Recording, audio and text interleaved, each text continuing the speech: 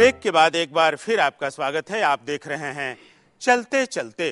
कुछ बात हुई, मुलाकात हुई, और आज हमारी मुलाकात हो रही है कांग्रेस के नेता और राजनीति में कद्दावर नेता के बतौर अपने नाम अपनी पहचान रखने वाले साधु यादव से। साधु जी, कांग्रेस की बात हुई, कांग्रेस में रहेंगे आप, लेकिन आरजेडी में ही रहेंगे साधु यादव, ऐसा मानना था लोगों का, क्योंकि आरजेडी से ही आपका उत्थान होता है, आपकी शुरुआत होती है। बिल्कुल बिल्कुल सही है। आरजेडी सुप्रीमो लालू प्रसाद के आप साले हैं, और लालू प्रसाद का जो पूरा राजकाज था उसमें कहें तो दाहिना हाथ के बतौर साधु यादव की एक पहचान रही, एक रसूख भी रहा। ये बात सही है कि हम पार्टी में काम करते थे, पार्टी के लोगों को हम देखते थे, पार्टी के लोगों को मजबूती प्रदान करने की बात करते थे।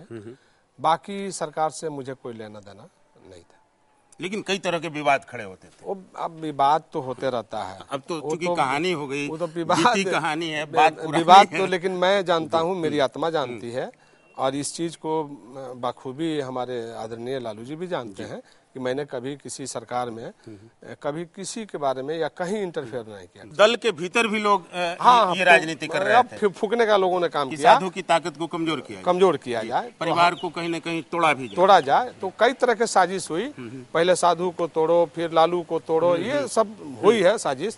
तो इस तरह के साजिश करने वाले सफल हो गए, और इसमें फेल हो गए लालू जी, फेल हो गए साधु जी। चलते चलते की खास बात यही है कि चलते चलते में वो सारी बातें करते हैं, सीधा सवाल नहीं होता है, लेकिन दिल की बात जरूर होती है। बिल्कुल। देखिए, बहुत घटनाओं का हवाला नहीं देंगे, लेकिन एक घटना जो उस हद तक जिक्र किया गया कि लालू प्रसाद की जो पहली बेटी मीसा की शादी हो रही थी, तो उस शादी में यहाँ तक कहा गया कि साधु को कहा गया था कि सारी गाड़ियां पकड़ के ले आओ, वो जो नई गाड़ियां आई थी उसको ले आओ। तो इस तरीके से एक मैंने साधु जैसे परिवार के एक सदस्य नहीं हो, जैसे लग रहा है कि कोई परिवार में एक दबंगियत चलाने वाले। नहीं, ऐसा नहीं था, बिल्कुल गलत लोगों ने प्रचार किया, अफवाह फैलाया, ऐसा कुछ नहीं, बिल्कुल नहीं था। ये भ्रांतियां थी लोगों को मन में, ऐसा कुछ नहीं था। काहे के लिए जिस परिवार में लालू जी और भगनी का और बेटी का शादी हो रहा है, उसमें काहे के गाड़ी या घोड़ा, तो पूरा शासन आपके पास था। राबड़ी जी आपको बहुत मानती थी। बिल्कुल, भाई बहन का प्यार वैसे भी होता है। मैंने भी कई बार जब दल आपने छोड़ा था तो राबड़ी जी से मैंने भी 1-to-1 किया था, तो उस समय वो रो भी पड़ी थी।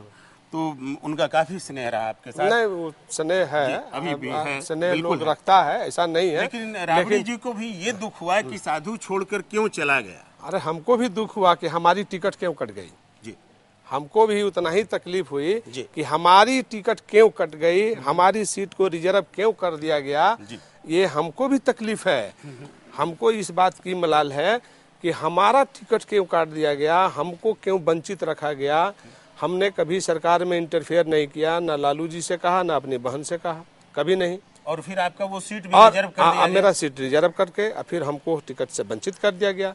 जिन लोगों ने हमारे छत्र छाया में एमपी बने, एमएलए बने, मिनिस्टर बने, उनकी पहचान जो है बनाया जा रहा है, उनको टिकट दिया जा रहा है, वे चुनाव लड़ रहे हैं, तो वो टिकट काटा गया है, और हम जो है वंचित हो रहे हैं। हमारी सीट को रिजर्व किया जा रहा है, और कहा भी जा रहा है दूसरे के माध्यम से कि साधु यादव को हैसियत को हम लोगों ने बता दिया, ये कहा भी जा रहा है। तो उसके बदले में कोई आश्वासन आपको नहीं मिला था कि राज्यसभा से भेज देंगे या फिर कोई? नहीं, ऐसा कुछ नहीं था।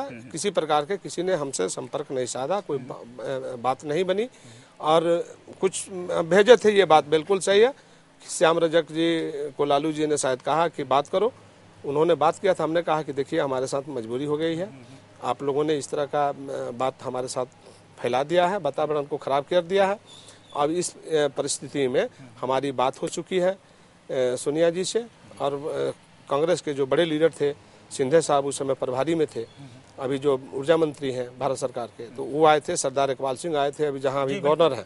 तो ये सब लोगों ने हमको ले गया बजाते, और हम गया, और ये सारी बातें हुई। सोनिया जी से मिले आप? हाँ, मिले, बिल्कुल ज्वाइनिंग हुई, बढ़िया। सोनिया जी से जब वो मुलाकात होती है तो सोनिया के क्या एक्सप्रेशन से और क्या बातचीत हुई, अगर दो बातें उस समय की याद आ रही हैं? देखिए सोनिया जी बहुत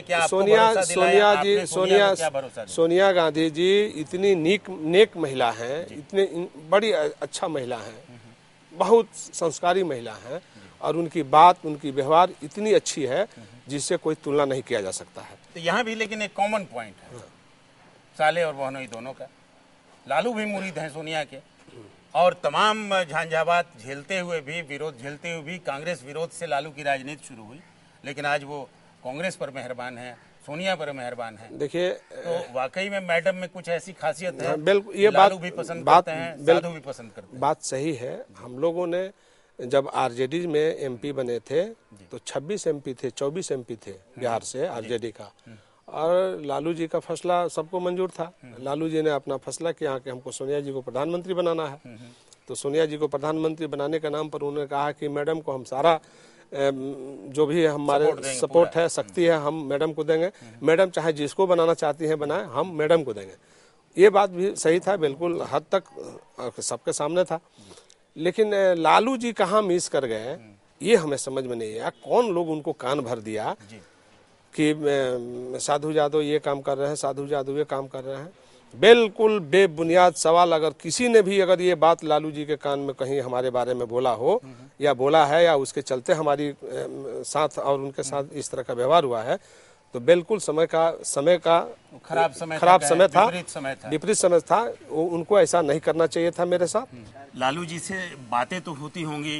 नहीं, बात नहीं होती है। कहीं ट्रेवल में कहीं मिल गए तो हम प्रणाम पाती कर लेते हैं अपना, बाकी बात नहीं होती है। आपको क्या लगता है कि भ्रष्टाचार का सवाल खत्म होगा इस देश से, इस राज्य से? और जो ये लोग बातें कर रहे हैं, नीतीश कुमार आज जो बातें कर रहे हैं, उन बातों में दम है कि अब भ्रष्टाचार मुक्त हो पाएगा बिहार?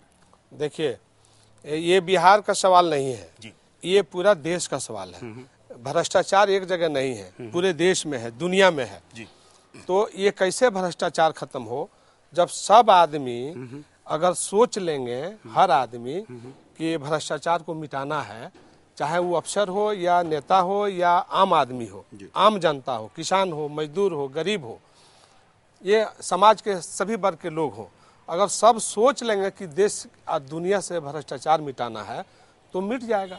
सब लोग आजकल मीठा खा रहे हैं, कोई ऐसा आदमी नहीं है जो मीठा नहीं खा रहा है। तो हर आदमी मीठा खाना छोड़ देगा तो भ्रष्टाचार समाप्त हो जाएगा। तो जो भ्रष्टाचार विरोध की बात कर रहे हैं उसमें से भी लोग हैं जो मीठा खा रहे हैं? हाँ बिल्कुल बिल्कुल। बिना मीठा खाए कहाँ से झंडा आ रहा है, कहाँ से पतंगा आ रहा है, कहाँ से होड़ लग जा रहा है, कहाँ से बोर्ड लग जा रहा है, कहाँ से विज्ञापन छप जा रहा है रातों रात। तो ये मीठा और मीठा का ये मुहावरा, ये है गंवई अंदाज, देहाती अंदाज। कहते हैं कि मौलिकता वहां से आती है गांव देहात के लोगों से। आप कहीं जाइएगा नहीं, अभी वक्त हो चला है एक ब्रेक का, लेकिन ब्रेक के बाद फिर हमारे साथ होंगे कांग्रेस के नेता और अपनी नाम, अपनी पहचान रखने वाले राजनीति का एक चेहरा साधु यादव।